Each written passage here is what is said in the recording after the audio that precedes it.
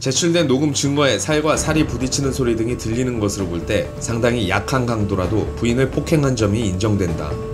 아내를 협박한 혐의에 대해서는 부인 차량에 몰래 GPS를 부착했을 뿐 아니라 사람을 고용해 행적을 감시할 수도 있다는 취지의 발언을 한 점도 인정된다. 비록 부부 사이에 말다툼 끝에 나온 발언이라고 하더라도 피해자에게 공포심을 느끼게 하기에 충분하다. 위치정보 수집에 대해서는 남편이라고 하더라도 부인 차량의 위치 추적 장치를 불가피하고 긴급하게 설치해야 한다고 보기에는 어렵다. 이에 류시원 씨의 혐의를 인정하고 벌금형을 선고했습니다. 지난번 결심에서는 검찰이 징역 8월을 구형을 했었는데요. 재판부에서는 류시원 씨가 이전까지 그 전과가 없었다는 점, 그리고 벌금형 2차례 정도만 있었다는 것을 고려해서 벌금 700만 원 정도로 선고를 했습니다. 이번 선고가 이혼 소송에도 영향을 미칠지 귀추가 주목되고 있습니다. 물론 이혼 소송과 이번 형사재판과는 별개의 재판이지만 형사재판에서 일단 1심이지만 유죄가 선고됨으로 인해서 기타 혼인관계를 이제 지속할 수 없는 중대한 사유 중에 하나로 인정될 수 있기 때문에 이혼 소송에서도 굉장히 불리하게 판단할 수가 있죠. 선고 공판을 마치고 법정을 나서는 류시원 씨. 이번 유죄 판결에 대한 입장은 어떤지 들어봤습니다. 한 말씀만 부탁드릴게요. 일단 비록 벌금형이 나오긴 했지만 저는 결백하기 때문에 무죄가 나올 때까지 끝까지 싸울 거고요. 당연히 항소할 겁니다. 네, 감사합니다. 또다시 예고된 치열한 법정 공방. 향후 추이를 좀 더 지켜봐야 할 것 같습니다.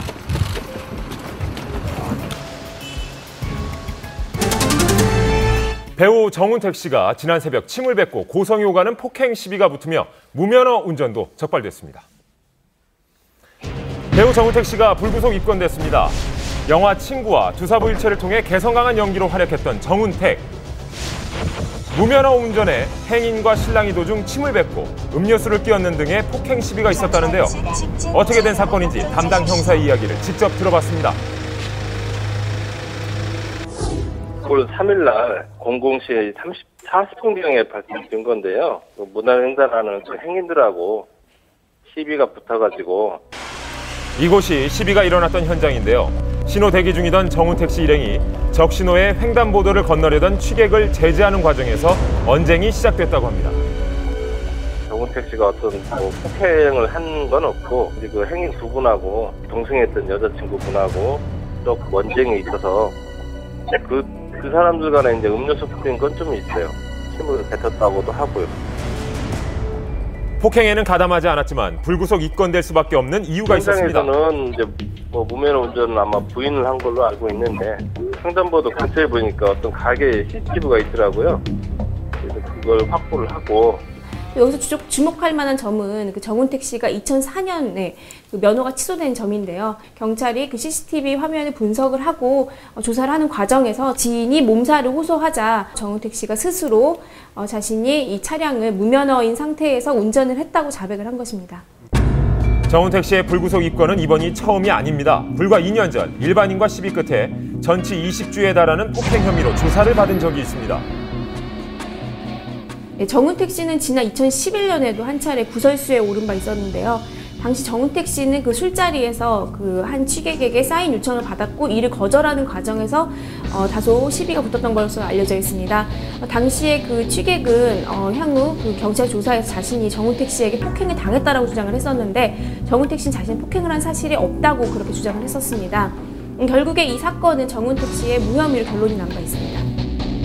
평소 영화 속에서 개성 강하고 코믹한 캐릭터로 대중에게 친숙한 이미지였는데요. 때문에 고충도 있었답니다.